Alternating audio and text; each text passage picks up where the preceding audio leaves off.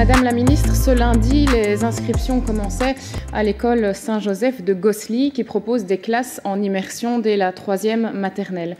Dans 2 classes de 24 élèves chacune, l'enseignement y sera donné à 50% en anglais. Étant donné qu'il y a déjà 80 élèves qui sont inscrits en 2e maternelle, il y a une sélection qui doit être opérée et qui se fait selon le principe du premier arrivé, premier servi.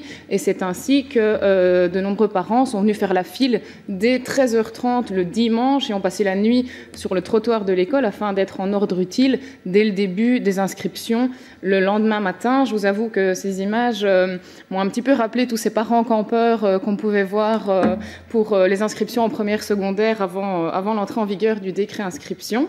Alors, l'école Saint-Joseph de Gosselies n'est pas un cas isolé, tant l'enseignement en immersion, que ce soit en anglais ou en néerlandais, rencontre un succès grandissant.